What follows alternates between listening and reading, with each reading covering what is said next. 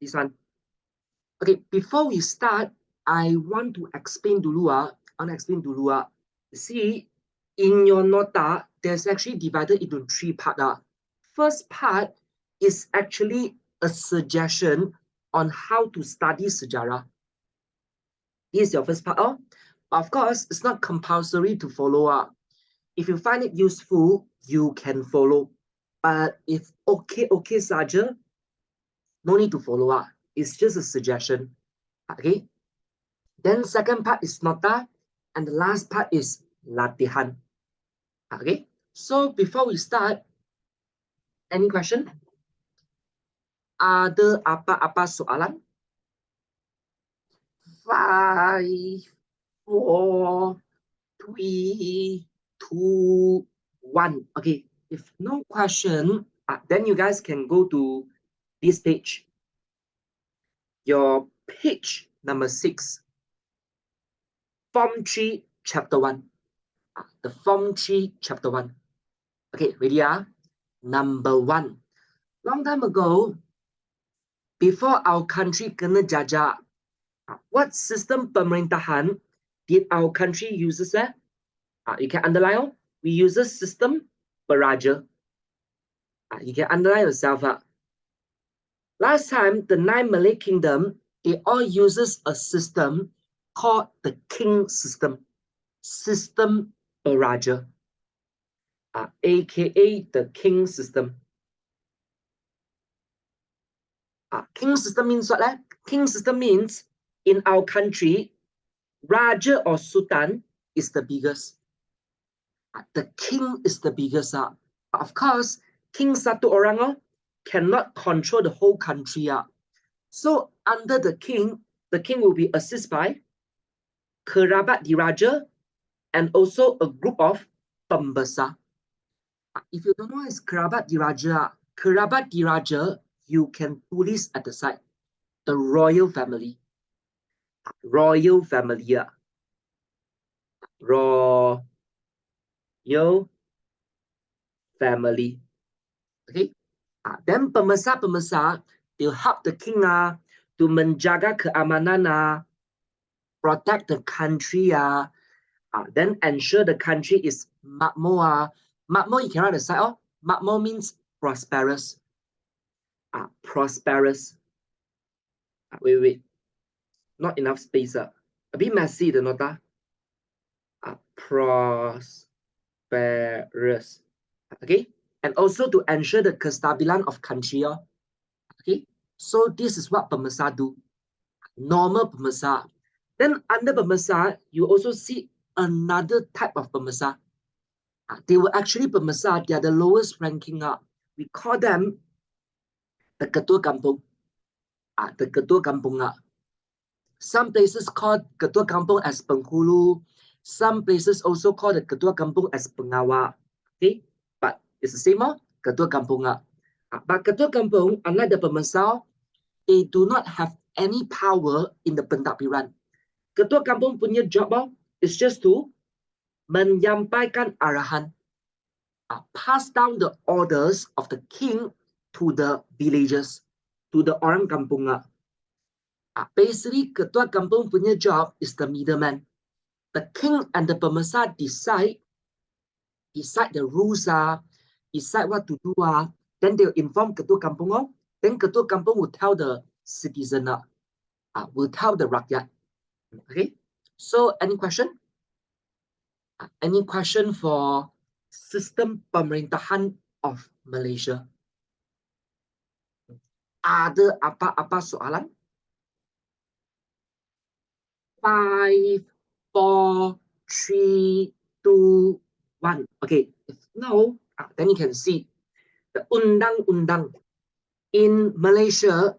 Before we kena jajah, all the 9 countries, they also got their own system perundangan. They also have their own law system. But then, every Malay country, they also have 2 types of undang-undang. One is called undang-undang tidak bertulis, and one is called bertulis. What are the differences there? Undang-undang tidak bertulis, even if you doesn't follow the country, the police will not do anything to you. They won't punish you. They also won't like tangkap you or do anything to you. This is because undang-undang tidak bertulis are usually what we call the adat, the tradition. So you follow or you don't follow, it's really up to you. It's really up to you. The country will not do anything to you. No worries. But undang-undang bertulis, no matter who you are, no matter who your daddy is, you also need to follow. Okay? So one is tradition. Tradition is up to you. Want to follow or don't want to follow, up to you. But undang-undang bertulis, then you must follow. Then you must follow. They give you some example. Like last time, Melaka punya undang-undang is called Hukum Kanun Melaka. Then if you want more example, you can write another one. Because every country, all the 9 countries, their undang-undang is different. Like Perak punya is called Undang-Undang 99 Perak. Undang-Undang 99 Perak. So every country also got their own law. But Malay country got dual jenis. One is tidak bertulis, one is bertulis. Okay. Then after you done, you can also look at the bottom. Before we kena jajah, our country also got a lot of hasil bumi and hasil alam. Hasil bumi and hasil alam, you can write at the bottom, natural resources.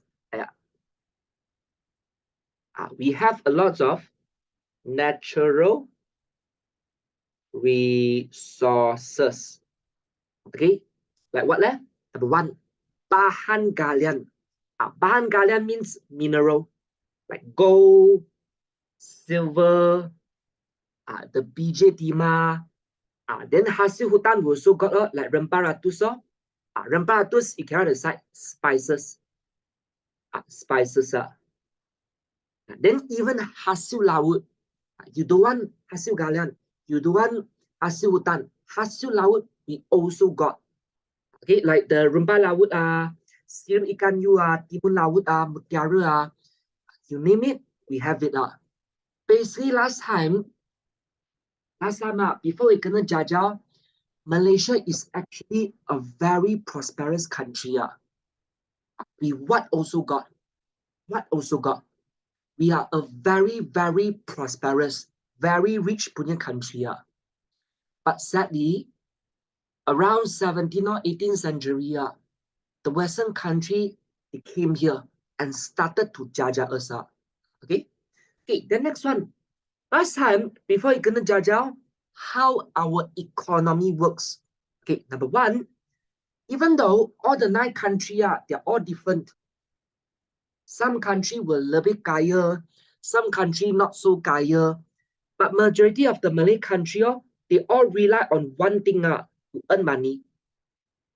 They all mainly rely on, you can circle, perdagangan. And what is perdagangan? To this business, trading. Mainly they uses trading or business to earn money. Business. Okay. This is zaman dahulu. Zaman dahulu. Now Malaysia also Malaysia also, but I wouldn't say like 100%. I would say 50 to 60%. Malaysia rely on export. But last time we are heavily rely on perdagangan to earn money. Perdagangan is our main source of income. Okay, but in Form 2, you also learned this before. Last time, because there's no pasar, there's no shopping mall, that's why where do people do business at? You can draw an arrow and point towards here. Last time, punya people, they also gather at a place called pelabuhan to do business, aka the port. AKA the port. Because there's no shopping mall. You want to buy things, then you go pelabuhan. You want to sell things, go pelabuhan. Everyone will gather there to buy and sell things. Okay. Then next one. Every pelabuhan, you see a pemersah. You see a pemersah managing the pelabuhan. What is the pemersah called? The pemersah is called Syahbandar. So under Syahbandar, you can tulis Syahbandar is ketua pelabuhan. Syahbandar is ketua pelabuhan. He is the one who managed the whole pelabuhan. If you have any problem, you cannot scam. Then after that, if you find any problem, you can just cari Syahbandar. It's free. It's free. He'll tolong you for free. Because the moment you come to the country, you come to our country to do business, you already pay cukai. Then the cukai already include everything. So Syahbandar will tolong you. Will assist you. Will assist you. Okay. Okay. Then last time, how do they measure things? Okay. For the Melayu punya sistem timbangan sukatan dan ukuran, you can write at the side the measuring system. Measuring system. Malay and Chinese and Indian is different one. Last time belum centralized. Not like now. No matter you go to Aeon, you go to IOI, or you go to Giant, the measuring system is centralized. It uses gram, kg, blah blah blah, cm, m, meter, km. But in zaman dahulu, it's different. It's different. Like for example, Melayu, for penduduk Melayu, they uses kepo, length, count, cupak, and gantang to measure. Okay, but for Chinese, they uses kati, tahu, and pikul. Then Indian uses another measuring system called saga, mayam, and tungkal. Then British people got another one. British one is called ounce, pounds, ton, and gallon.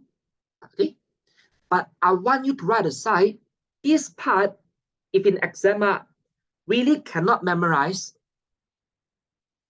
don't memorize. Can drop out. You write aside. Oh, no need to force. No need to force yourself to memorize. Okay. No need to force yourself to memorize. No can already. No then can already. If you got time, only come back to study this one. Wait. What happened? Leave breakout room. All breakout rooms will close in 3 seconds. 内在的优势，内在的。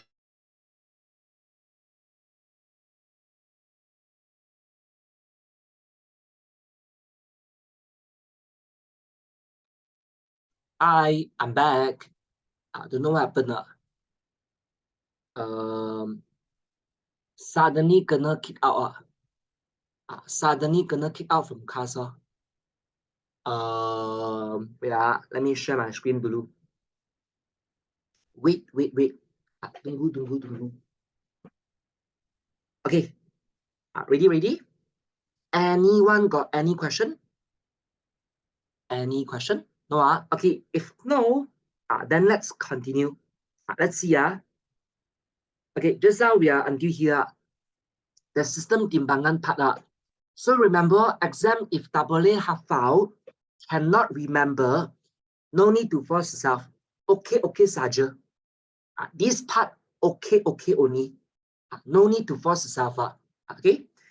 Then last time in the 9 Malay kingdoms, if you want to buy or sell things, there is actually 2 methods. Number 1, of course, is the paling traditional method. You can use tukar barang. You can use your things to exchange with other people punya barang. Of course, you can do that. But they also got use mata wang. They also have their own mata wang. What is mata wang? You can do this. Mata wang is their currency, aka money. Mata wang is currency. They have their own money. They have their own money. And Malacca, their money is all made of logam, metal.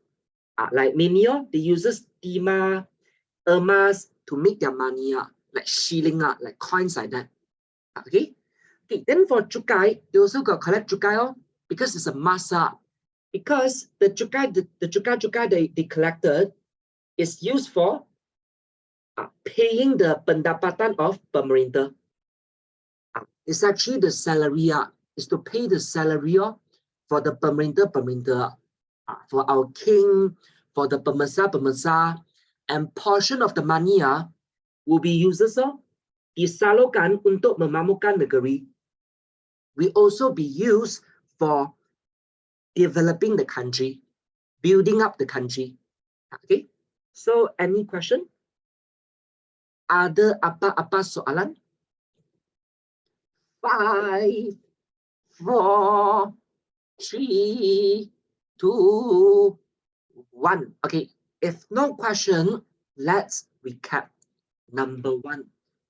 Long time ago, before we gonna jajah, before we gonna conquer by British, how many countries we have in Malaysia? How many countries? There's how many kingdoms are inside Malaysia? If you forgot, you can do this. Last time, before we gonna jajah, there is total of 9 kingdoms. You can circle negara kita. Then you can do this on the top. 9 kingdoms. There is total of 9 kingdoms. Number 2. Last time, in this 9 kingdoms, how do they run their country? What system do they use? What system do they use? Kedah, Kelantan, Terengganu, Johor, even Selangor. Last time they are all country. And how they run the country? Very good. They uses system Beraja, the king system. Very good. Okay. But no need to explain what is king system. You guys can paham. Okay, good. Number 2. Then can you tell me in Malay Kingdom, the undang-undang, their undang-undang can be divided into what and what? Got 2 jenisan. Malay Kingdom punya undang-undang got 2 jenis. One is compulsory to follow. If you don't follow, they will itu you are. Okay, one is not compulsory. Okay, correct. Tidak bertulis and bertulis. Very good. Okay, number 3. The last time, all the Malay kingdoms, they also mainly rely on what to earn money. Their economy is heavily rely on what? Heavily rely on what? Hasil bumi nope. Nope. How do they earn money? What activity they do to earn money? Very good. Perdagangan. No matter is which Malay kingdom, most of their economy, most of their money comes from perdagangan. Can faham? Then can you tell me, last time, where does the people do perdagangan? Where do they do perdagangan? Very good. Pelabuhan. Good job. Okay. So if you guys got no question, let's see the rakyat of Malaysia in 300 to 400 years ago. Now it's about the citizen. Okay. For the rakyat at the time, memang they have education. We memang got education, but the education that they have got 2 jenis. One, you can circle. Majority of the people, majority of the rakyat, they mainly only got pendidikan tidak formal. I would say 90%. 90% of the rakyat, they mainly have pendidikan tidak formal. Only minority punya people will access to pendidikan formal. What's the difference? Pendidikan tidak formal, you can write aside. is taught by parents. It's taught by parents. Okay, and it will happen. Some people also call it as early education. And it will happen at where? In your family. In your family. There's no class. For pendidikan tidak formal, there's no class. Who teach you? Daddy, mommy teach you. Daddy, mommy teach you. And you won't have to attend to any class. No need. It will just happen in your daily life. Daddy, mommy will teach you in your daily life.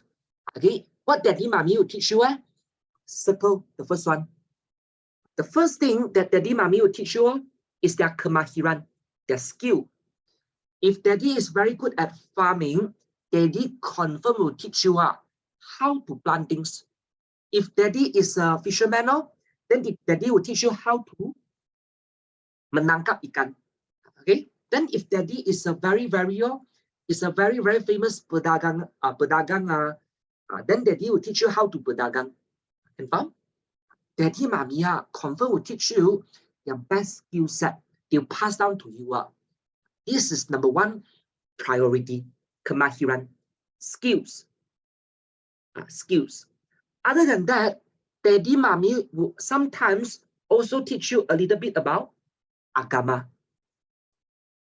Like, who is our God? Okay. I raise a doorknob. What? Okay. Ilmu agama, they teach you a little bit about agama. Who is our God? And what to do when you see the statue. Okay, cannot be disrespectful. Okay. And number three, daddy, mommy will also teach you how to berbakti mulia. You cannot recite moral. Teach you about moral. Cannot point middle finger at other people. Shake your middle finger in the public. Or suddenly take off your clothes. Daddy, mommy also teach you that. Okay. And number three, how daddy, mommy teach you? Sometimes daddy, mommy will teach the kids using story, like telling them stories. Okay, the grandmother's story.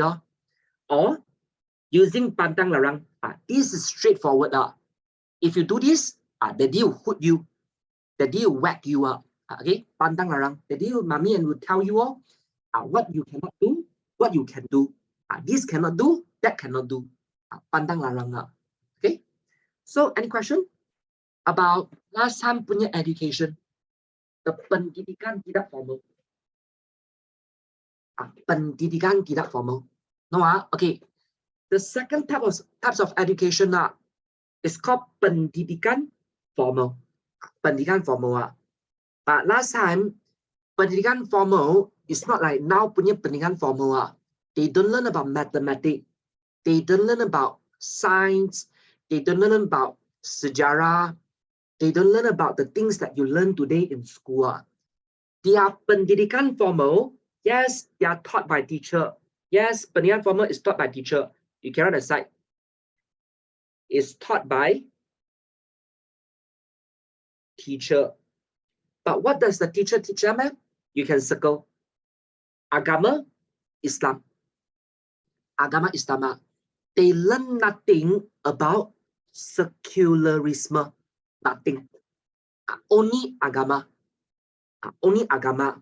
That's why if you want to study, if you want to access to pendidikan formal, you can go to masjid or surau, pondok, madrasah, or istana. But I want you to circle istana and write at the side. The things that the people learn in istana, totally different. Because people who study in istana, they're all what? They're either royal family or they're either royal family or they are either the bangsawan, the noble. Confirm? So that's why their education is totally different from ours. They learn about the real knowledge. They learn about the real education. But we are not. The only formal education we have is to study agama. There's some not many parents who actually send their kids to get pendidikan formal. Only go masjid only. They only go masjid. Only masjid. Other than that, most of the time, they will just focus in working. Working since very young. Since very young. Okay. So, any question? Ada apa-apa soalan? 5, 4, 3, 2, 1. Okay. If no, then you can see the best school or the best place to get pendidikan formal. Circle the madrasah. Madrasah is what? It's like a college, a bit similar to now punya college. Okay, but this is the best school that we had long time ago. But not many people will come to here. Not many people will go here and study. Not many people. Very, very little people.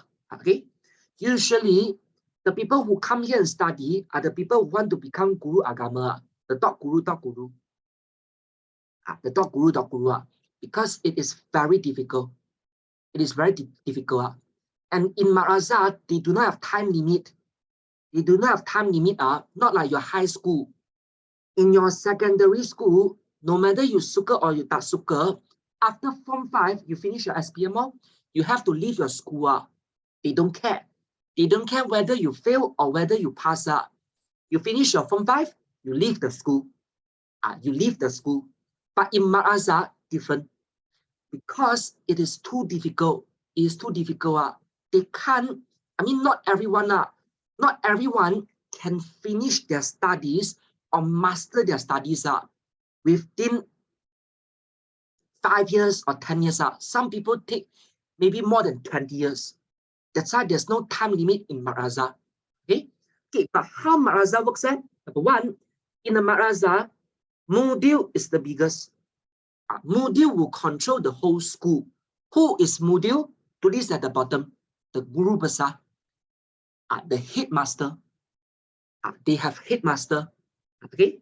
Number two, then the classes, all the classes also got their own sukatan pelajaran. Sukatan pelajaran right at the side, syllabus. They have syllabus, not like in Masjid Surah Pondok. What you learn is depend on the teacher. Teacher want to teach you this, you learn about this. Teacher want to discuss about blah blah blah topic, you learn about blah blah blah topic.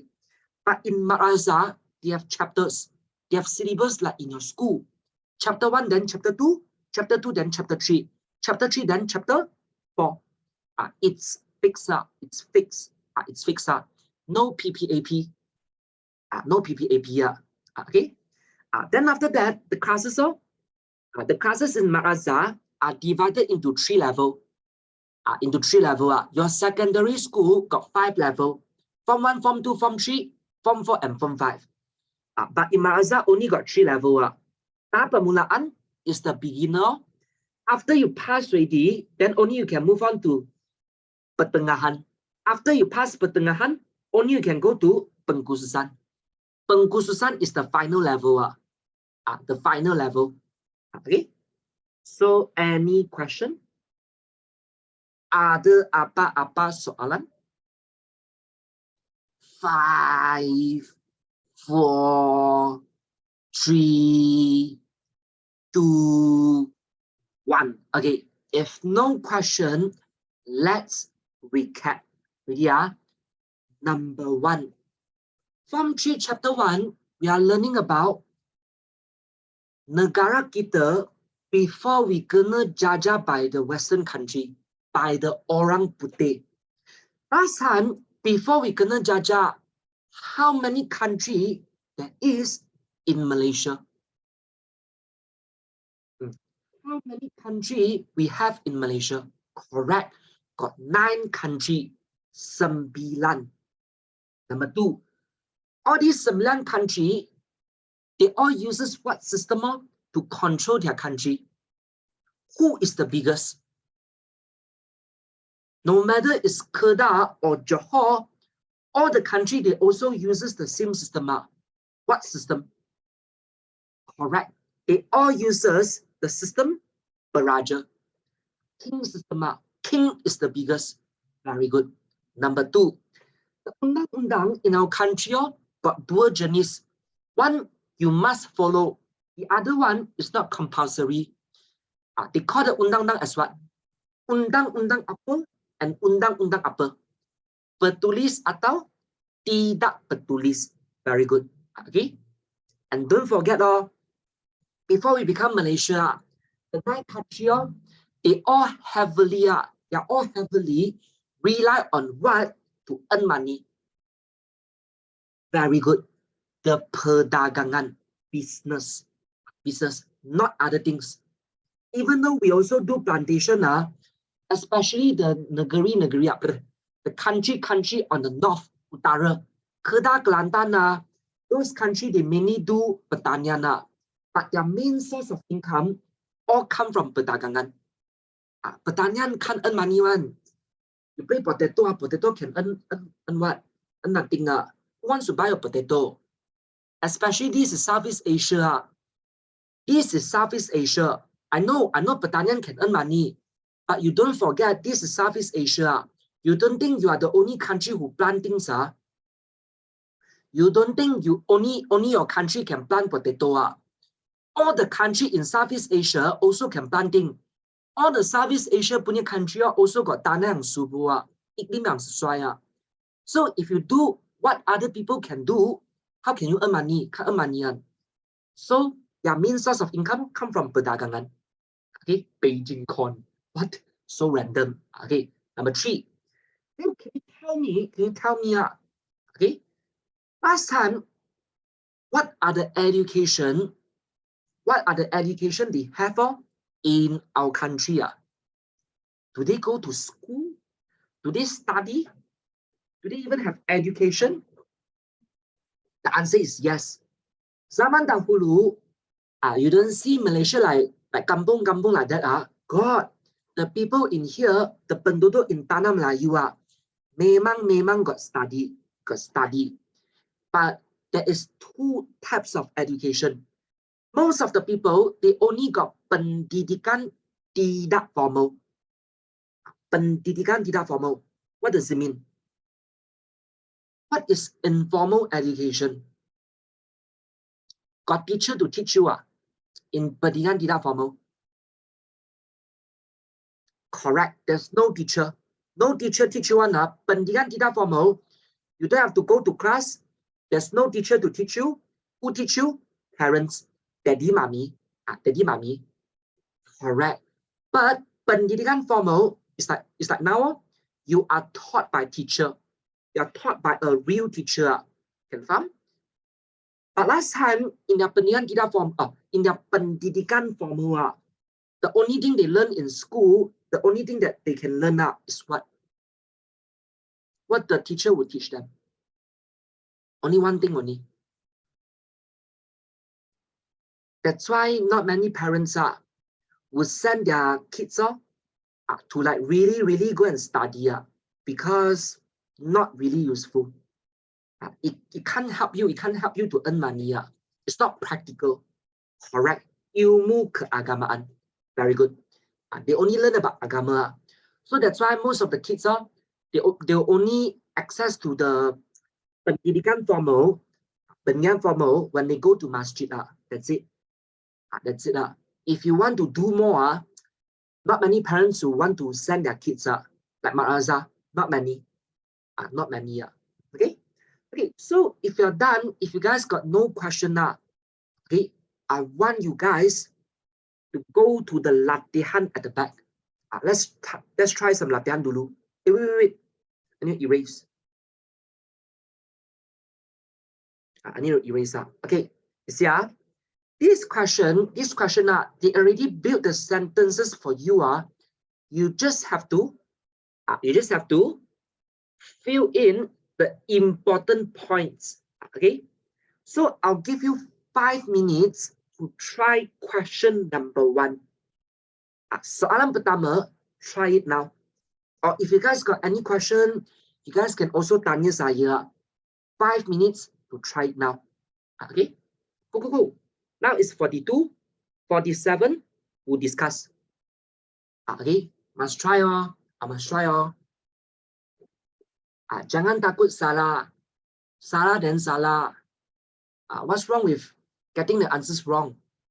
You are here to learn wrong then wrong okay. It's okay. As long as you try must try. Never try, never know don't underestimate yourself. Don't belittle yourself you can do more than you imagine You can do more than you imagine Go. Anything tak faham can tanya saya about our country, negara kita. 300 years ago before we kena jajah,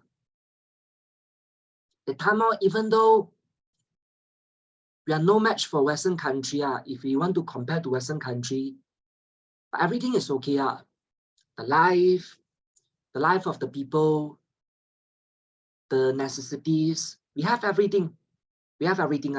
Technology not so maju, but our life was okay. We have everything we needed we are blessed. We are very blessed with the bahan mentah, the natural resources. But British came and they changes everything. Okay, halal dulu ba. No halal. Do your latihan ba. Try the latihan dulu. Go. 4 more minutes. 4 more minutes.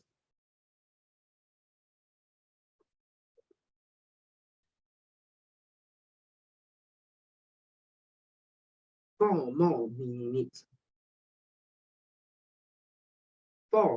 minutes.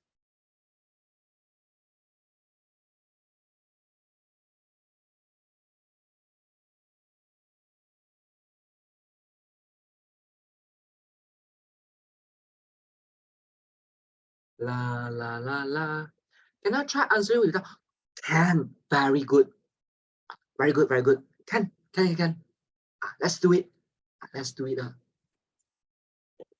it. Can, of course can.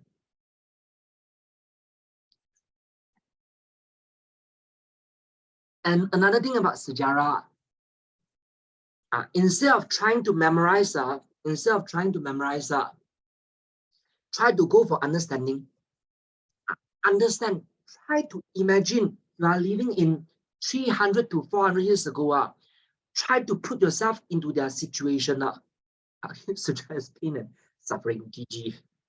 Blood and tears. No. It's about happiness. Like rainbow like that. Sejarah bring you happiness. Sejarah bring you happiness.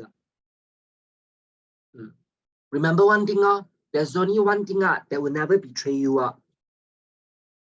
No matter how close your friend is, no matter how close your friend is, or no matter how good you're with, like your family is to you, they might also betray you one day. But sejarah will not. Sejarah will never betray you. Will never betray you. And sejarah will never lie to you. So yeah, sejarah. 1 more minute. 1 minit lagi. 1 minit lagi. Go.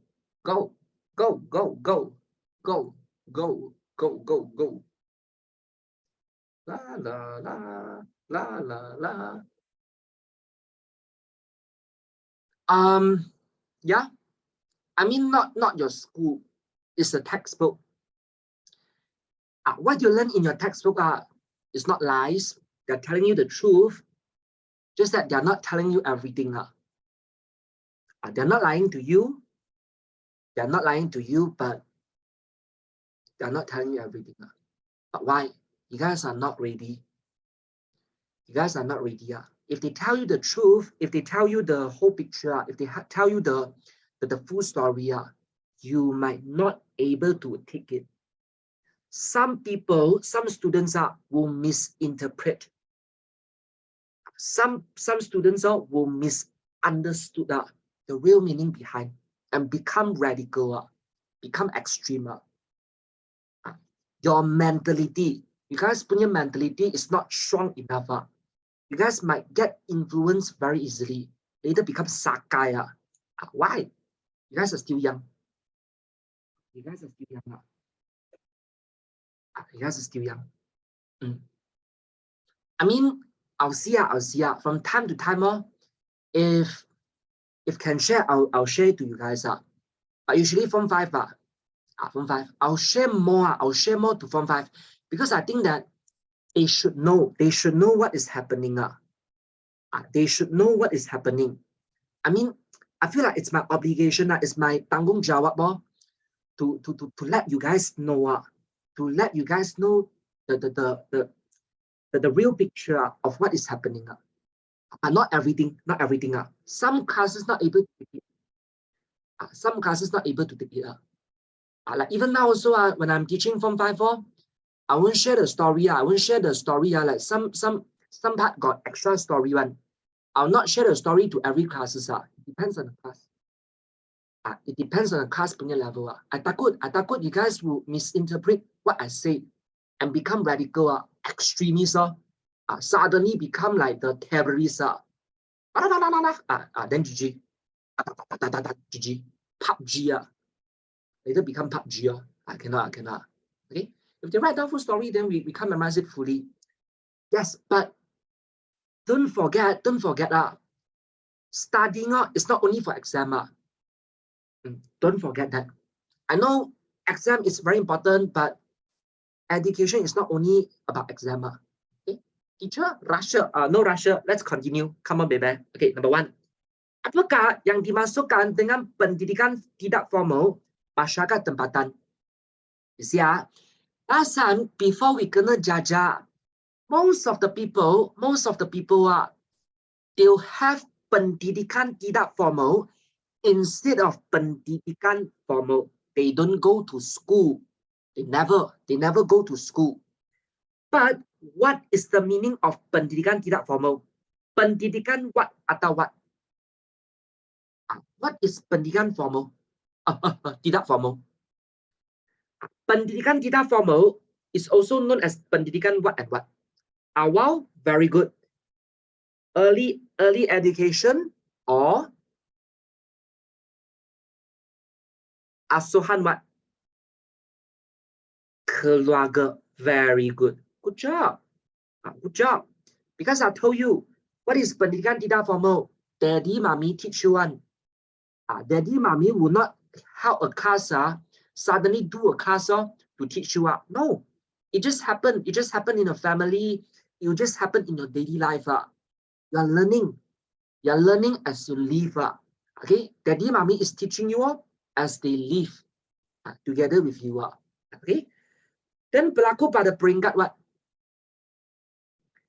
Berlaku pada peringkat institusi keluarga. Okay, it happened at your family.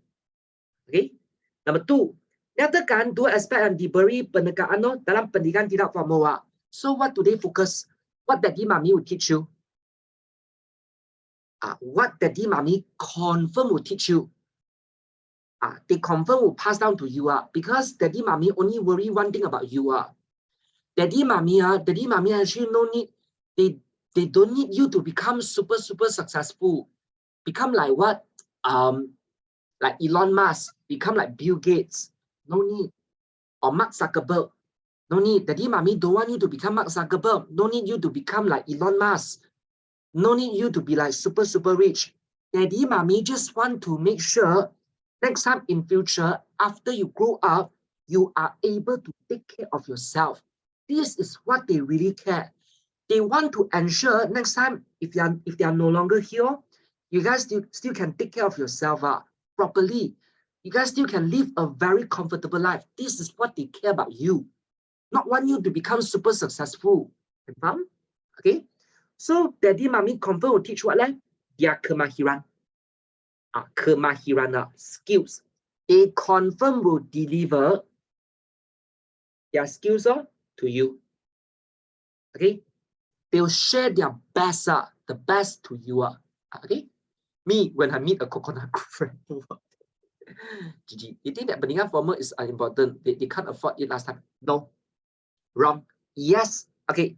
They're right about 50% only. Okay. Someone asked me, last time punya people think that pendidikan formal is not important or they can't afford the pendidikan formal last time. The answer is they think that formal education is not important. They think that it's a waste of time. Unlike today, you go to school, you learn what? What you guys learn in school? Okay, wait. Don't give me PPAP answer. Oh. Nothing. Oh my God. GG. You did learn something in school. What you learn? Come on, baby. Anything.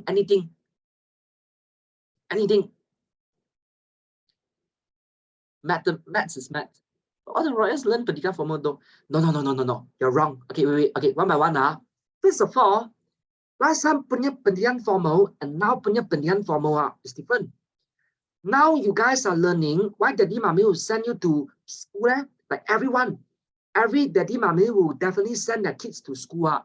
It's because now punya formal education, they teach important knowledge to you guys, like secularism, mathematics, science, and all this knowledge are required to find a good job or to earn a living in your future. But last time pendidikan formal is only what? What do they learn in pendidikan formal? Agama only. Can faham? So agama doesn't really help you. I mean, yes, agama is important in our life, but it doesn't help you to improve your living standard. Can faham? Agama can help you earn money. No. Agama can only help you to become a better person. Agama can only guide you in your life, but agama will not teach you or will not help you to become richer or having a better quality life. It doesn't do that. But what you learn in school, yes, they do. But last time, they're not. That's why daddy mommy don't send their kids to get pendidikan formal. Can faham? Okay. But royal family, okay, just now, okay, you're right. Royal family, then why royal family, they want to let their prince, their princess, they want to let their kids or the nobles to study, because the things they study is not like what we study. Okay, that's how I told you, even though your textbook, they're not lying to you, but they didn't tell you everything. Last time punya royal family,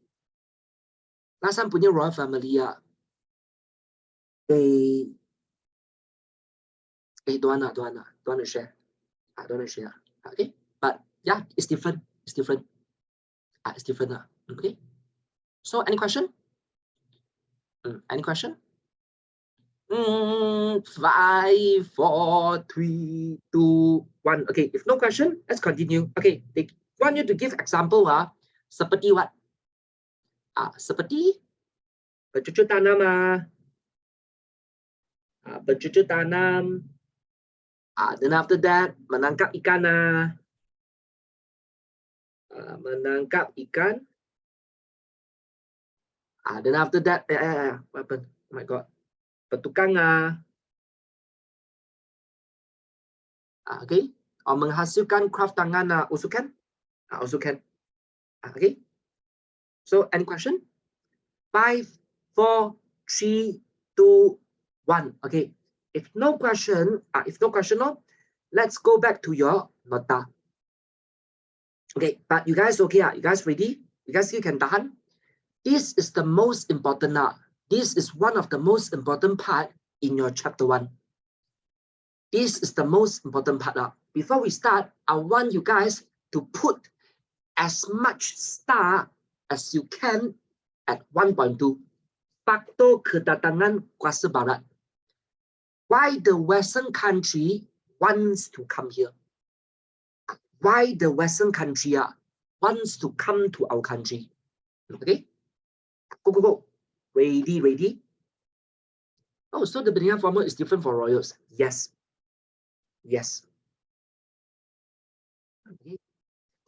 3, 2, 1. Number 1. Last time in the 16th century, in abad ke-16, Western people, they come to our country mainly is to get certain barangan mewah. They want to buy certain things from us. They want our things. Can paham? But the Western country, actually not only they want to get our things, not only they want to buy our barangan, actually there's some other thing they wanted to get. Do you remember? I taught you guys before. In normal class, I taught you guys before. There is something the Western country want it very, very badly. They want it very, very badly. Very good. Circle yourself. This one you must remember. Western people not only want to get our barangan mewah, they also want to get China punya teh. Circle. China punya teh. China punya teh. They like it a lot. They like it very, very much. Okay. Number 2. But some country they come here is actually not to buy our things. Some country, it comes to our country is actually uses our country as a pelabuhan persinggahan. What is pelabuhan persinggahan? You can write aside. R&R station. Just to stop by only. Just to stop by. To take a rest. Like your daddy, when daddy fetch you guys balik kampung that time, because it's very far, the distance is very far. It takes like few hours to reach your kampung. So sometimes daddy will stop by at the R&R station to pee, to poo, to eat something, to take a rest. Those are called R&R station. Last time also, some people actually they are not here. They are not here to do business with us. They stop by at our country. It's just to take a rest. Sometimes restocking their food, restocking their water, fix their ship, and sometimes they just want to wait for angin monsoon to finish. Angin monsoon. And if you don't know what is angin monsoon, right aside, it's a raining season. It's raining season. Okay, because it's dangerous. When there's angin monsoon, basically the kapal cannot go up. Too dangerous. Will die. They'll die. Who take poo at public bathroom? Huh? You don't poo in public bathroom, man? Wow, serious? You got OCD? I do it all the time. I do it all the time. PPS. Poo every time. They wait for both angin monsoon to end or only one? Oh, only one. Only one. Only one. As long as it's safe to belayar, they'll immediately move on to their journey. Okay, because they can't stay here for too long. Okay, it depends which month they are coming. Here. Confirm? So as long as there is angin monsoon, as long as they enter raining season, they'll quickly stop by at some country. Usually they'll stop by at Malaysia. Why? Because we are in the middle of Southeast Asia. We are in the middle of West and the East. That's why Malaysia is a very, very famous spot for people to stop by in the 16th century. Okay, so after you're done, you can look at the third reason. Some Western people, they also come to our country and uses our country as a pusat pengumpulan barang. What is pusat pengumpulan barang? Tulis at the bottom. A place to gather the things they needed. Okay, what does it mean? Okay, I want you guys to explain to me. What does it mean? What is pusat pengumpulan barang? What does it mean by collecting or gather the things they needed? What it mean? They come here, Western country, the Portuguese, blah, blah, blah. They come to our country, gather the things they needed. What do they mean? What are they trying to tell you? Come on, explain to me. What does it mean? Come here to gather things they needed. Refill station? No.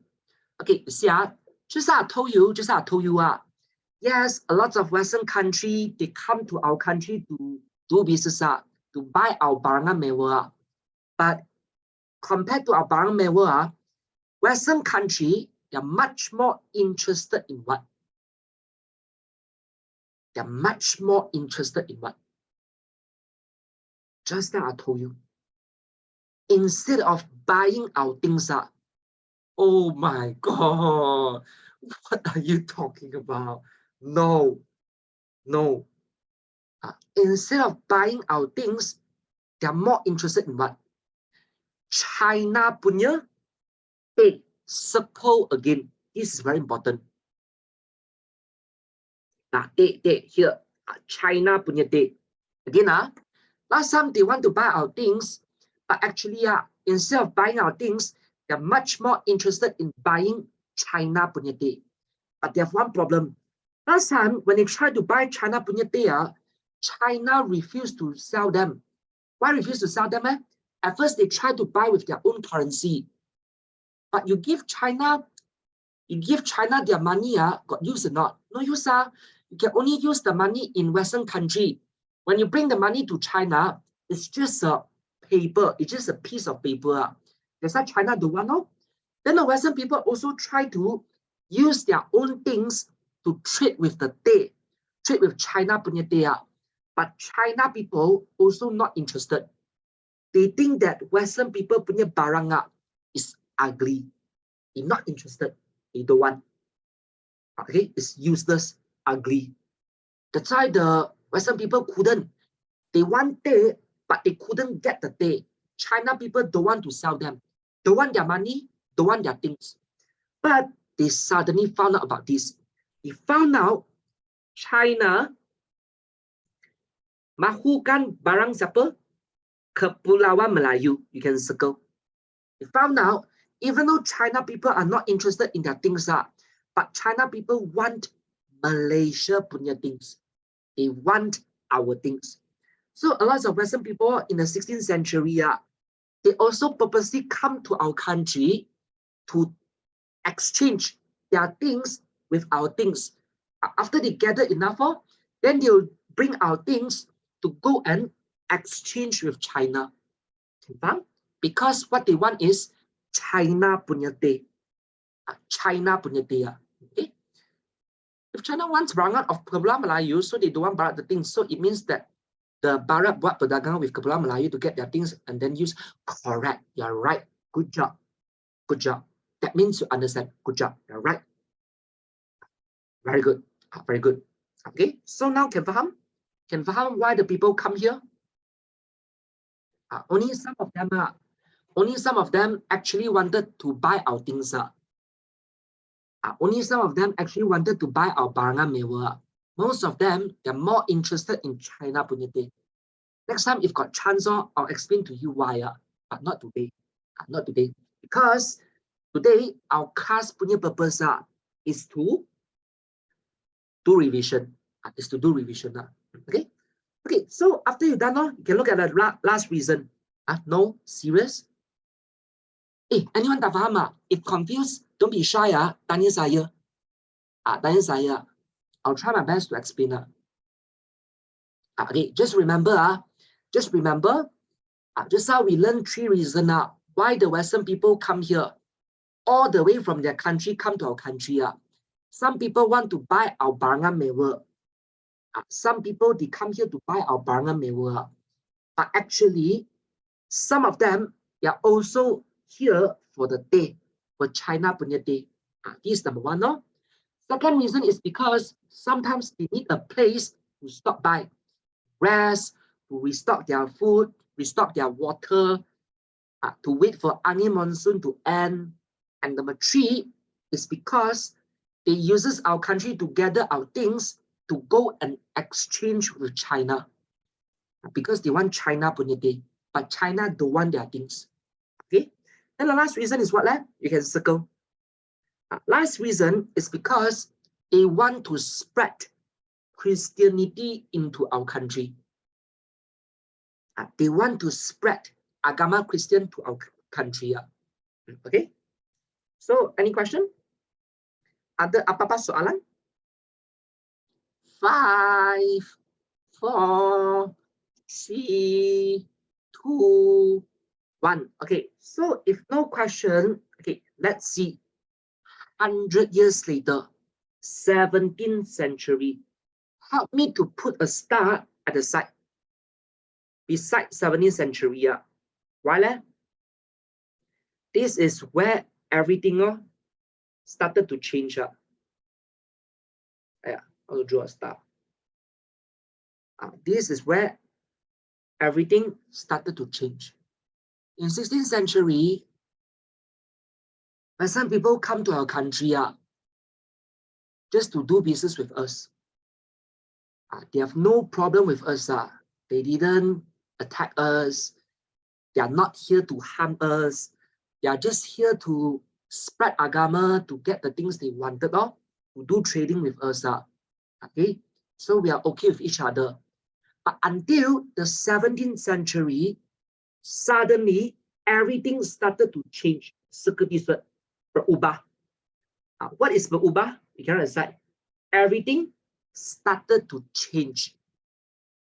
Everything started to change. Kenapa? In 17th century, there's a revolution happened called Revolusi Perindustrian. If you don't know it's Revolusi Perindustrian, tulis at the side. The Europeans, they started to build kilang-kilang. They started to build a lot of kilang-kilang. Okay, why do you want to build kilang-kilang? Because they want to do mass production. They want to do mass production, okay, to earn more money. But when they do mass production, the time they realize they have two problems. One is they have not enough bahan mentah. They need more bahan mentah. The second problem is after they produce already, they can't find anyone to buy their things. No one wants to buy their things. That's why in 17th century, in order to solve the problem, they decided to circle this, menguasai tanah jajahan, and tulis at the bottom. They decided to conquer our country, take over our country. Okay, I'll stop here first. I'll ask you some question now. You see, by conquering us, yes, it can solve the bahan mentah punya problem. Because after the revolution, Europa country, they need a lot of bahan mentah to do mass production. They need a lot of raw material. They need a lot of natural resources to produce the things, produce the goods. But why conquering us can help them to solve selling their products punya issue? Why? Why conquering us? I mean, they want to sell their things, then sell their things. They can bring here to sell. Why selling things also need to judge us, also need to take over our country? How does it help them conquering our country? But how can it help them to solve their business problem? Why? Why? Why? Why? With you. See, you guys can understand or not? They want to sell their things. Why do they need to conquer us? Yes, conquering us can help them to get more raw material. They can take our raw material. But how does it help them to sell their things? How? How? Anyone? Anyone? This one, because they more pengaruh on Southeast Asia. They have more pengaruh. Okay, then, almost. Explain more. Explain more. Very close, very close. Okay, yes, they have more pengaruh. Yes, they have more influence. And after that, how does it help them to sell off their things? Yes, they have more influence and then. And after that, no more? Okay, you see, I explain to you. One question. Okay, one question. In Europa, in the West, is there a lot of country or only got one country building kilang? A lot of country building kilang to do mass production or only one country or two country? The answer is a lot. In Europe, not only Britain, there is many other countries who also started to build kilang to do mass production. So a lot of people are also bringing their things, bringing their product to Southeast Asia to sell. But let's say you're one of the country in Europa. Let's say you're country A. You are Negara A. Can you guarantee when you bring your things to Southeast Asia, to Asia Tenggara confirm will buy your things? Can you guarantee that? Of course not. Asia Tenggara punya people might go and buy country B punya things. They might go buy country C punya things. There's no guarantee. There's no guarantee everyone will buy your things. But if you jaja them, then different story. If let's say you're country A, you jaja Malaysia, one of the country in Southeast Asia, then Malaysia have to buy siapa punya barang. Malaysia can only buy siapa punya barang? Your country punya barang. Like this, can faham? This is why they want to jaja us. This is why they want to jaja us. To guarantee after they produce already, there are people to buy their things.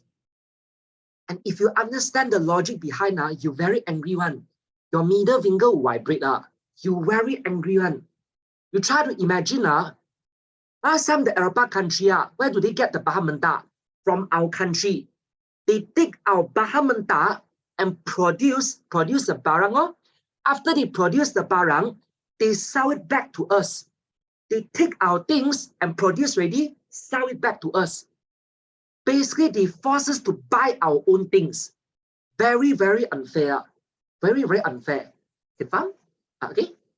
Oh yeah, they take our raw material, make things like tire and then sell back to us. Correct. But secara paksaan, yes. Because you are colonies, you are my colonies. You are under my control. Under my control, you want to buy Japan punya stuff. Can faham? They whack you up. You are under me. Of course, you use my thing now. Can faham? Use my thing. You have to buy my thing. You want to buy negara B, GG. They kenakan you, they whack you up. Can faham? Now you can understand why suddenly in 17th century, suddenly all the Western countries they are no longer here to do trading with us.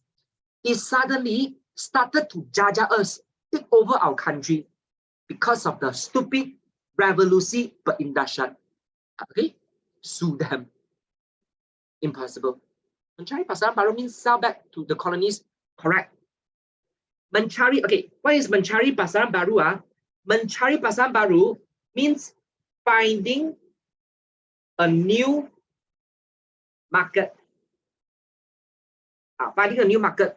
If you still tak faham, explain. Keep on explaining to yourself until you understand. Finding a new market means find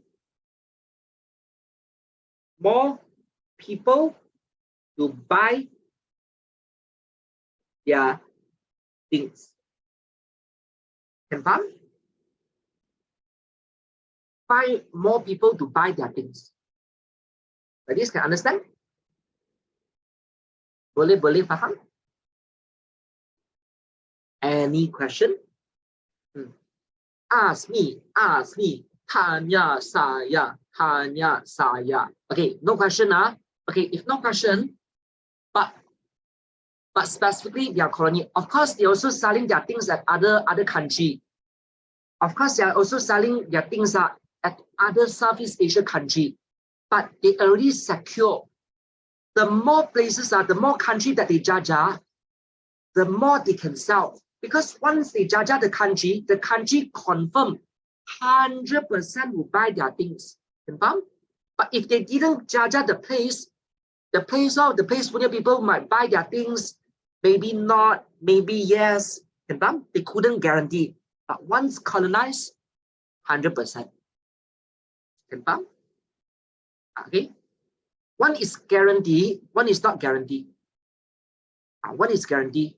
And some more, you must think, if you colonize the country, not only you can guarantee they'll buy your things up, you can also solve your baha mentah punya problem. Okay. So why not? So that's why 17th century, all the Western countries come here for what? Jaja us. Jaja us. And do you remember who is that country who jaja us? Who is that country who jaja us for more than 100 years? Not Europa, wrong. The British. Belanda only jaja us for a while only, and not the whole country. It was the British, the Great Britain Empire. Okay? Okay, so let's recap. Number one. Ready? Long time ago, since when the Western people has come to Asia? Since when? Since when the Western people, the negara-negara Barat, successfully come to Asia? The abad 16, 16th century. Number two, in abad 16, Western country come to our country for what? Why they want to come to our country? Correct, to get barangan mewah, like China punya teh, like our rempah ratus. What else? Give me one more reason. Why they want to come here in the 16th century? Why? Kenapa? Why? Correct. Some country also come here to stop by.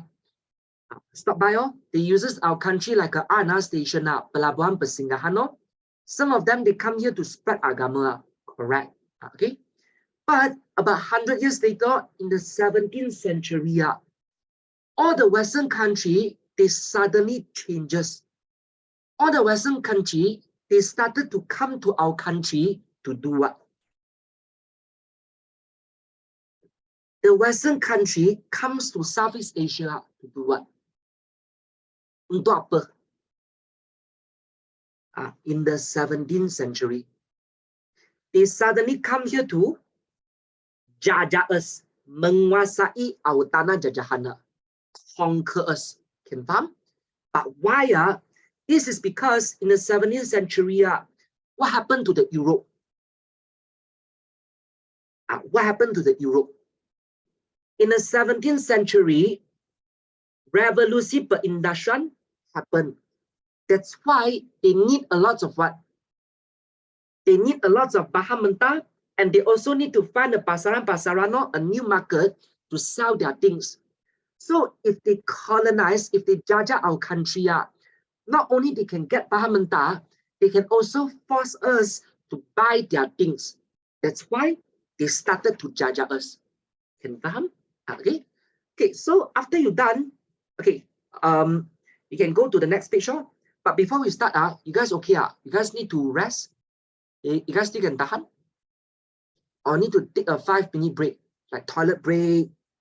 Go and grab some water, do some stretching. Need a small break, 5-minute break. Need ma? Okay, we'll do a 5-minute. Means you can tahan, but so that, oh my God. Okay, never mind. We take a short break. 5 minutes. Now it's 21. 26. We'll come back. Okay.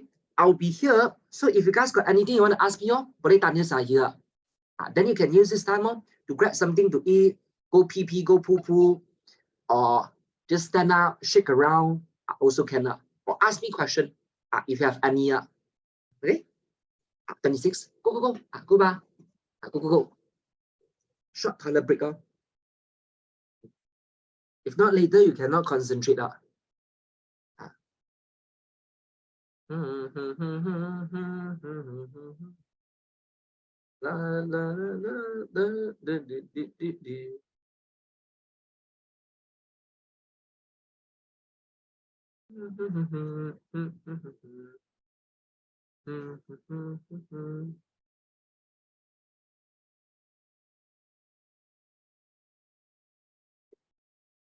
Teacher at TC Gasing.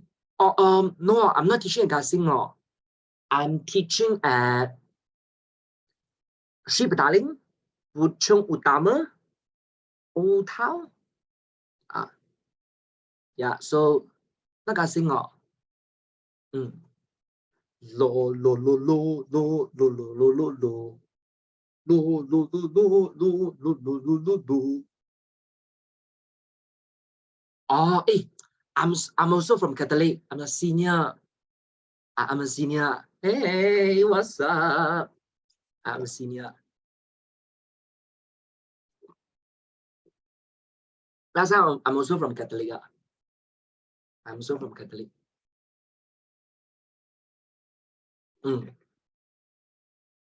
Yeah. 3 more minutes. 3 more minutes. Depends on where you live, but Gasing also got other sejarah tutor. Got Yuhang and Minyuk. Got Yuhang and Minyuk. Saturday got Sheng, I think. I think currently Saturday is Sheng. Not too sure. Sheng or Joe. La la la la la la la la la la. 3 more minutes. 3 more minutes. But of course, Sejarah actually will teach you lots of things. It depends on how you interpret, how you try to take, try to understand what they're trying to tell you. Like there are certain parts after you understand already, you feel very, very angry. You feel very, very angry. But of course, this is Sejarah. I'm not asking you guys to like go to YouTube, and go and scold people. Go and scold British, and go and scold Europeans. You must understand one thing, we are human. We are human. All these things were caused by human nature. It's all human nature. It's not only the Europeans. You don't think it's only the Europeans. We also have the same traits. You and me also. You and me also. But you have to learn how to control. You have to learn how to control. This is why we learn sejarah. We learn from the mistake. We learn from the mistake. Okay? 1 more minute. 1 more minute, then we'll start. 1 more minute. 1 more minute. Can I ask how the British get Tanah Besar Johor after the Perjanjian 1824? Oh, wow, that one is like about 90 years later. 90 to 80 years later. British jajah Johor quite late. Quite late. Johor is one of the last few countries that were taken over by British because of one very powerful sultan. One sultan, Abu Bakar. Okay. Because Sultan Abdul Rahman was Sultan Lingga after Sultan Johor. Yes.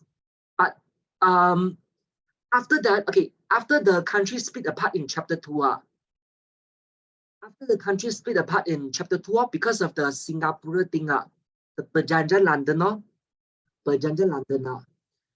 there will be a very powerful Sultan becomes the king of Johor. And this Sultan will bring Johor to another level. And at one point, Johor, not Hussein, Abu Bakar. You haven't learned about Abu Bakar. Abu Bakar is the legend, legendary Sultan. He brought Johor to another level. When Abu Bakar is the king of Johor, basically Johor is untouchable. And at one point, Johor is even more powerful than Siam. This is how powerful they are. Very, very good. Very, very good. Very, very good. You learn this in chapter 4. Now in normal class, we are learning about that. Chapter 4. Okay. Sultan Johor, 1811, Sultan Lingga. This is correct for Abdul Rahman. There are two, Hussein and Abdul Rahman. Abdul Rahman was sent to Lingga, but no more already. Lingga at the end no more already because Belanda destroyed them. Belanda, they destroy Lingga, Lingga. Then after that is Hussein. Hussein, after that he also passed away. Then he was buried at Malacca. Okay, yeah, it's correct. It's correct. The time not too sure. The time not too sure. No need to memorize the time. Time is just an indicator. It's just a thing. It's just an indicator to tell you the story, where the story is, which part of the story is. Okay. Exam no need to memorize the tahun. No need. Okay, let's start. Okay, 20th century in abad 20, you can write aside. Before we start, I want you guys to do this to remind yourself. In 20th century, basically, it's a very, very normal thing to see Western people in Southeast Asia. You can basically find them everywhere. No matter where you go or which country you go in Southeast Asia, there is Western people everywhere. Why? To this. Most of the countries already kena jajah. Most of the countries are in 20th century. Most of the countries in Southeast Asia already kena jajah, including us. Including us. That's why it's no surprise to see Western people everywhere in Southeast Asia. They are everywhere. They are everywhere. Okay. What is the difference between dijajah and ditakluki? No difference. No difference.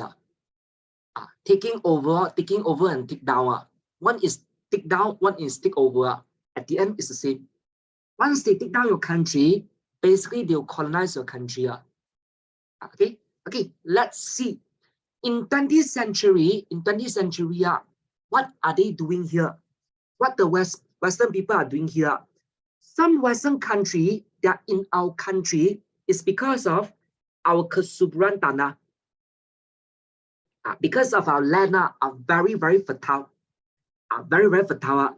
So it's very suitable to do a lot of plantation, to plant a lot of things. Because in Western country, they have the 4 seasons. There are 4 seasons, and sometimes some pertanian are not suitable to plant in certain weather. But then in Malaysia, we have no 4 seasons. Our weather, our iklim is super suitable to do plantation. That's why they come to our country to plant getah, plant tembakau, tobacco, tebu, and paddy. After they plant ready, then they bring it to other country and sell it. Then export. Plant ready, then export to other country to earn money. Okay.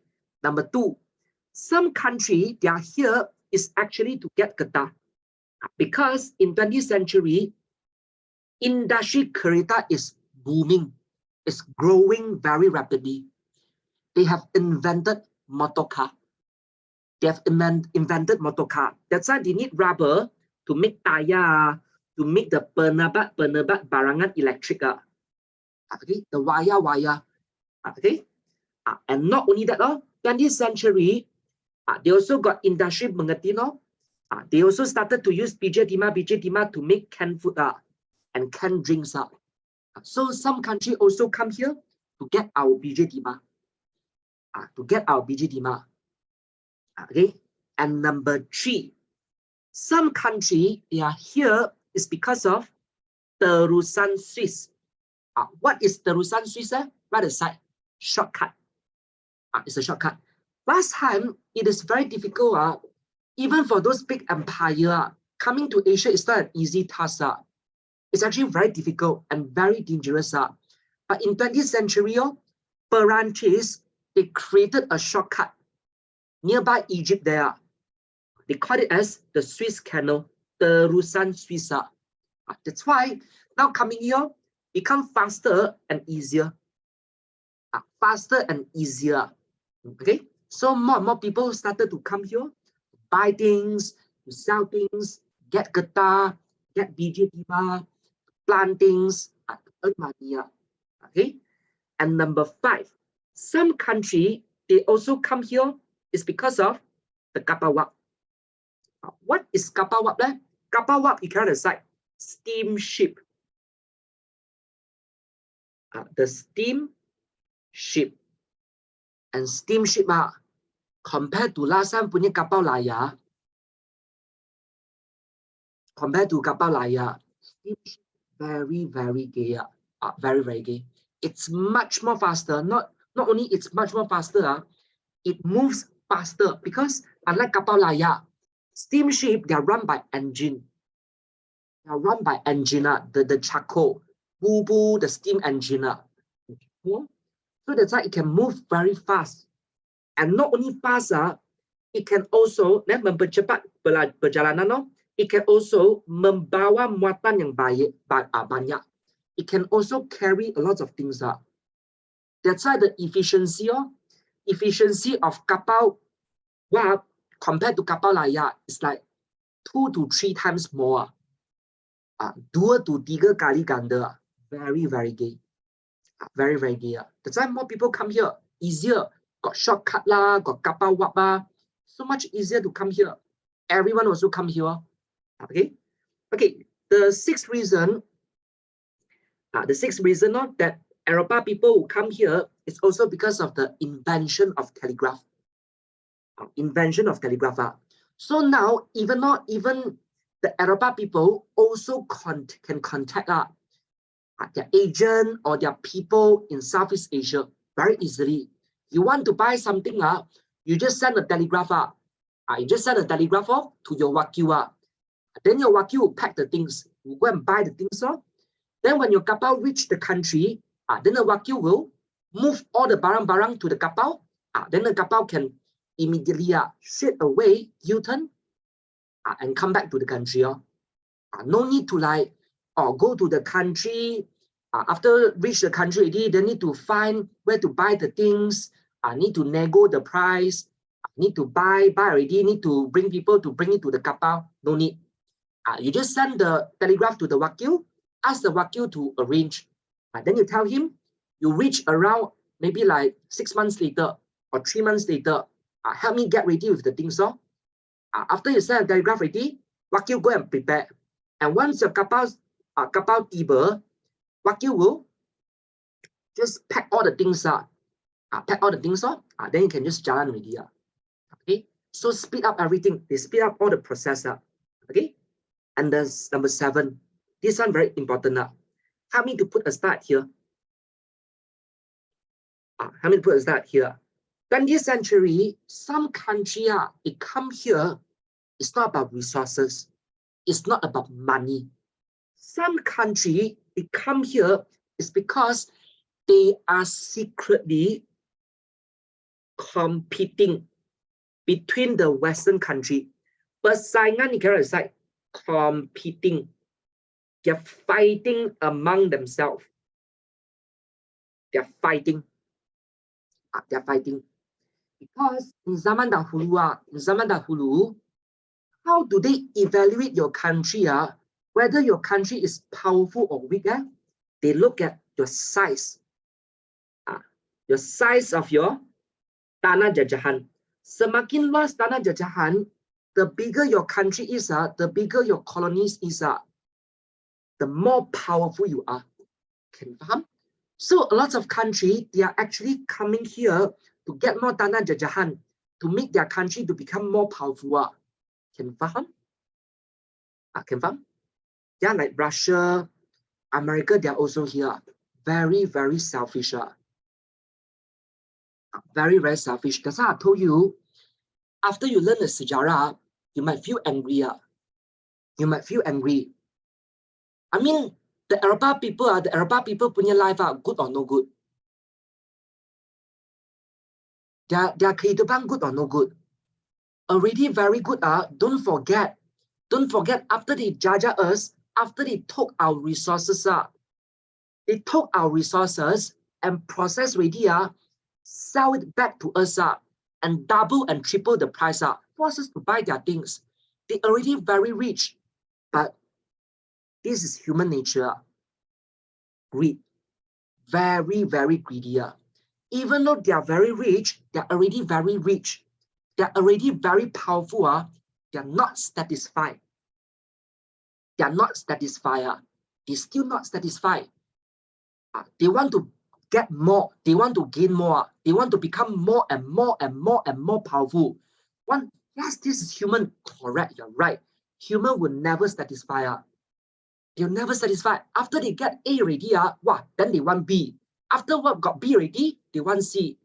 I mean, there's no reason. I mean, you try to think there's no reason to become more powerful. What is your purpose? Like becoming more powerful can get you what? Nothing. You can fly. You can't. There's no reason for you to become more powerful, expand your country. But why they do it? Because they want. And in order to make their country to become more powerful, who they sacrifice? They sacrifice us. They never care about us. Just because they want to become more powerful, they come and attack our country, kill our people, steal our land. Confirm? Just because of one reason, they want to become more powerful. Want to become more powerful. Not no makanan to eat. They got makanan, they got money, they got everything already. Just because they want to become more powerful, they think that they are not powerful enough. Very greedy. Very greedy. Sangat greedy. Sangat greedy. Treat us like animal. Treat us like animal. Only care about themselves. Only care about themselves. Nitrogen. GG. GG. Okay, see. That's why they come here, berperang. They come here to berperang to meluaskan tanah jajahan. To meluaskan tanah jajahan. Okay, so after you're done, last one. The last reason why the Western people will come here is also because of one slogan. The beban orang putih. But you can write aside, it's just lies. Tipu. Tipu. Last time, there are a few countries who have a slogan saying, beban orang putih, the white man's burden. What is white man's burden? They are saying, because they think berhujah means they think their civilization is more maju than us. Their civilization is more advanced than us. That's why they have the responsibility to lead us, to guide us, to teach us, to help us. Can faham? To memajukan our country. But did they do it? Did they memajukan our country? Tak ada. I can tell you the answers tak ada. No. Until the day we merdeka, already 100+ years, until the day we merdeka, our country never improved at all. Our country never improved at all. Until the day we merdeka, 60 to 70% of the land in Malaysia are still forests. I can even say 80%. 70 to 80% of the land is still forest. You're like kampung like that. That's good. What do you mean? Their country all city like that, but our country like kampung like that. Okay, very sad. Very sad. Okay. Then other than British, branches also got similar punya slogan. Their slogan is called tugas menyebarkan tamadun. Tugas menyebarkan tamadun. Okay. So any question? Any question for this part? Ada apa-apa soalan? 5, 4, 3, 2, what? What's peribumi? Peribumi is native. We are the native. We are the penduduk in Southeast Asia. We are the native. Because this is our country. Okay? Native. The people who live here. The people who live here. Okay? Okay, so if you guys got no question, let's do some latihan. Let's do some latihan. Okay. Wrong notes. Okay, I want you guys to try question number 2. Soalan 2. Same thing. Fill in the blank. Fill in the important points. Okay, for faktor kedatangan kuasa barat. I'll give you 5 minutes to try it. Now it's 42, 47. Then we'll discuss. Start now. Anything tak faham, anything you confuse, tanya saya. Ask me. Ask me. Ask me. Ask me. Ask me.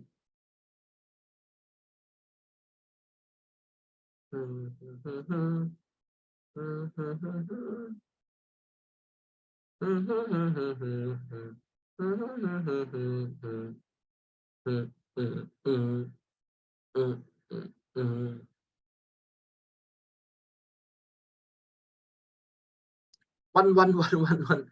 What?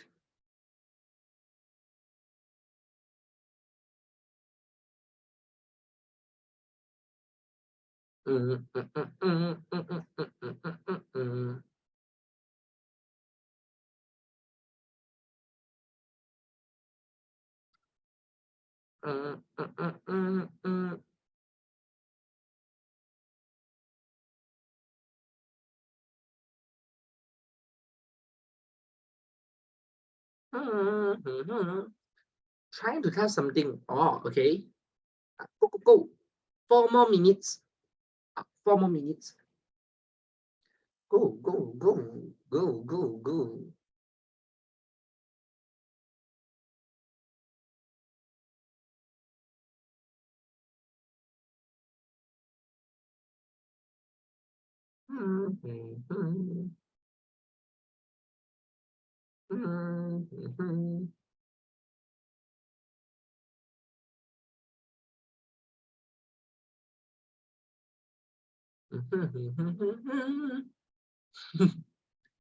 Nice. 3 more minutes. 3 more minutes.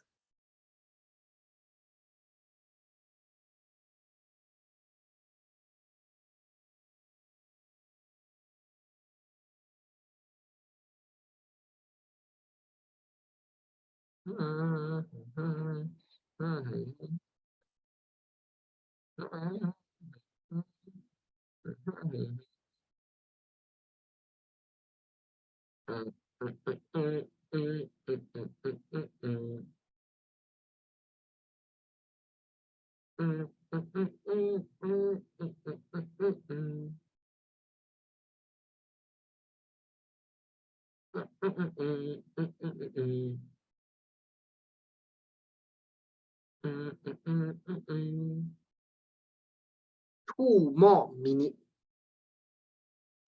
2 more minutes.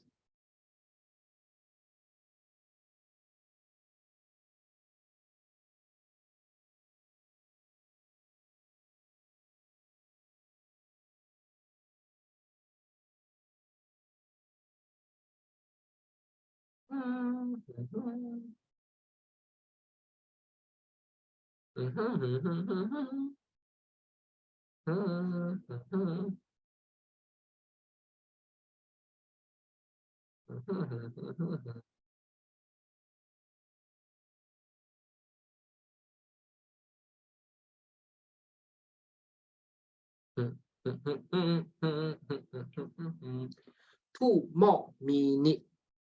1 more minute. 1 more minute. 1 more minute.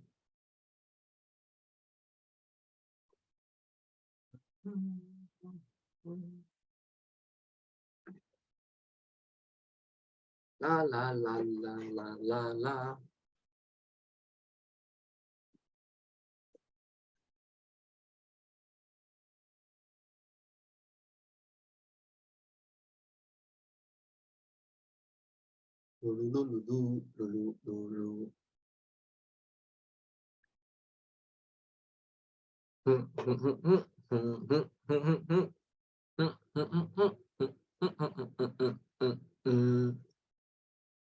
One more minute. 1 more minute. 1 more minute. Go. Go.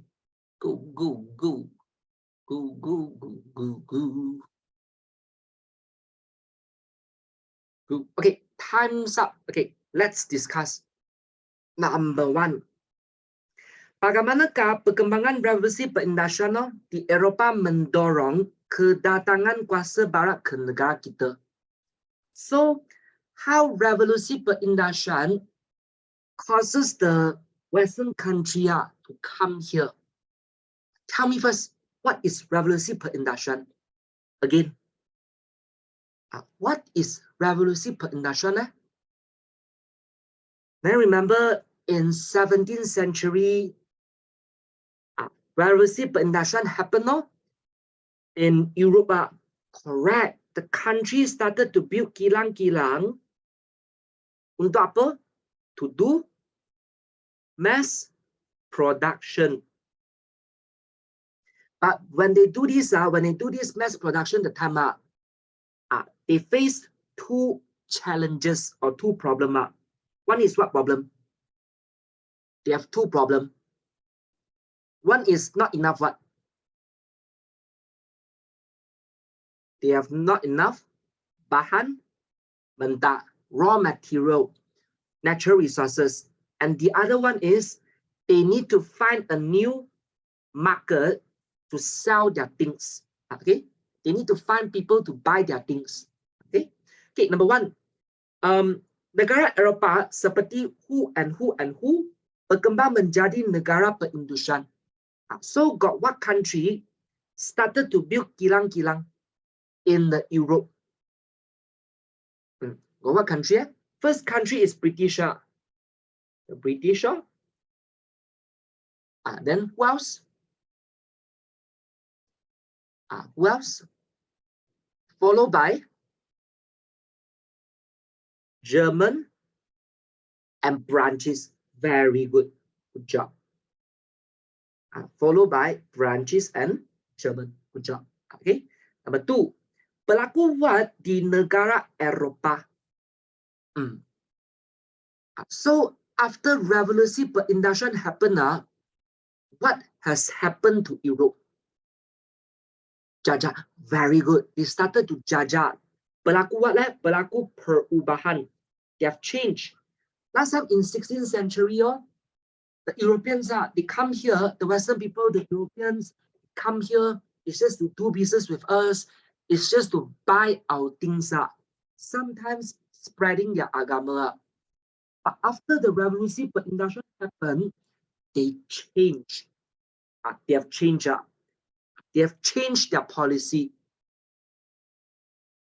Corak dasar. What is dasar? Dasar you can write aside. Dasar means policy, like planning.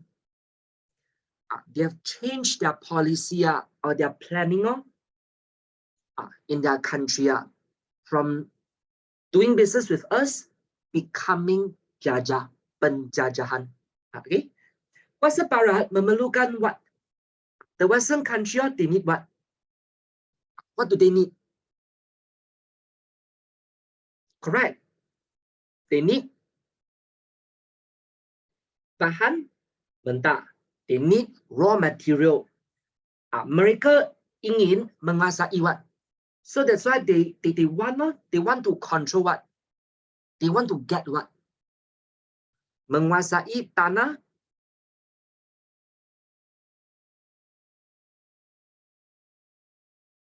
jajahan untuk membekalkan bahan mentah. So again, number one, the Western country, they need raw material. That's why they want to menguasai tanah jajahan to provide them the bahan mentah they needed. Okay. Then Kuasa Barat also ingin mencari what? I told you there's two problems. One is tanah jajahan, one is bahan mentah. The other problem is what? Pasaran. They also need to find a new market to buy off their things. They also need a pasaran, pasaran baru untuk memasarkan barangan keluaran kilang mereka. Why do they want to do that? Why do they want to do all these things? Actually, they just want to increase their what? Meningkatkan what? untungan, very greedy. They just want to increase their profit supaya memajukan. Is it beneficial to us? Not at all.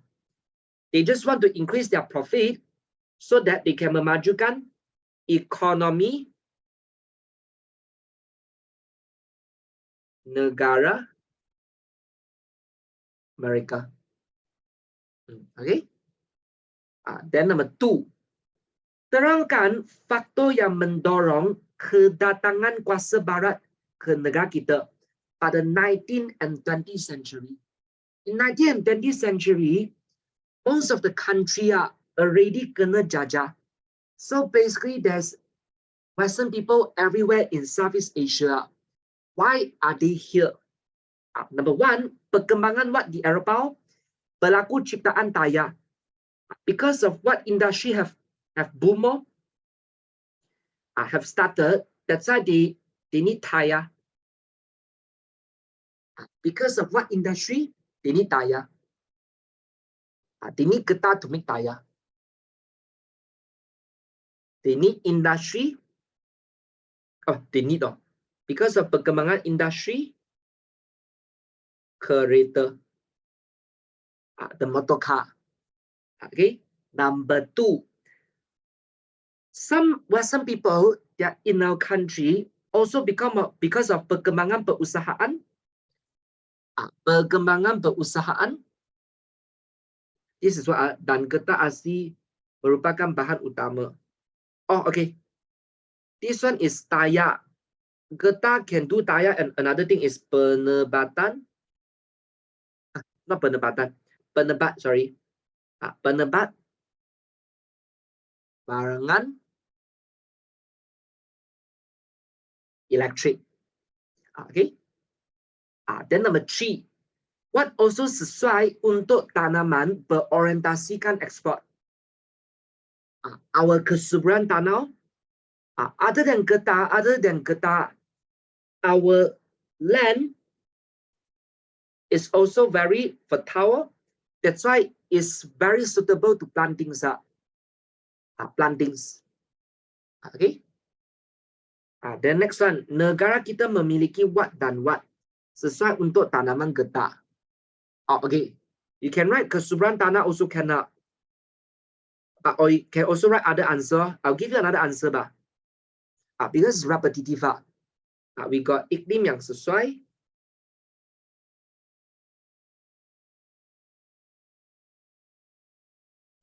Iklim yang sesuai, and also tanah yang besar. Tanah yang besar. So it's very suitable. Our country is also very suitable to plant their plantation so that they can export. After export, then they can earn money. They can earn more money. Okay. Then kekayaan what di negara kita, contohnya termasuk what petroleum and arang batu. This is hasil bumi.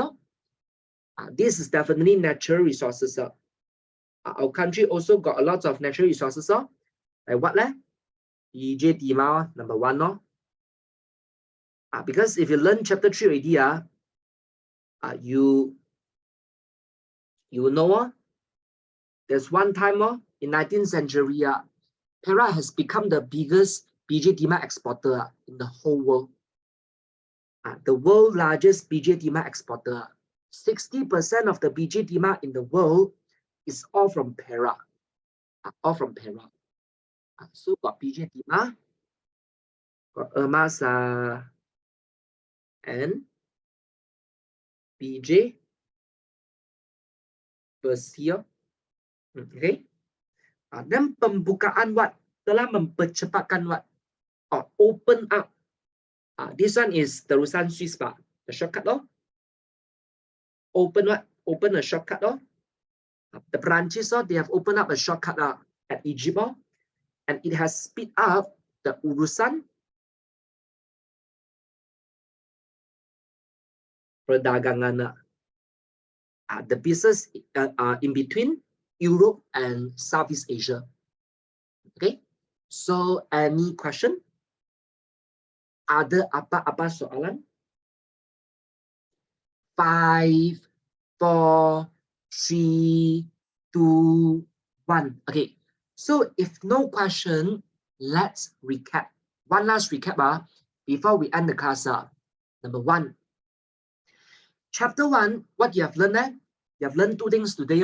Number 1, last time before we kena jajah, our country uses sistem pemerintahan beraja to control the country.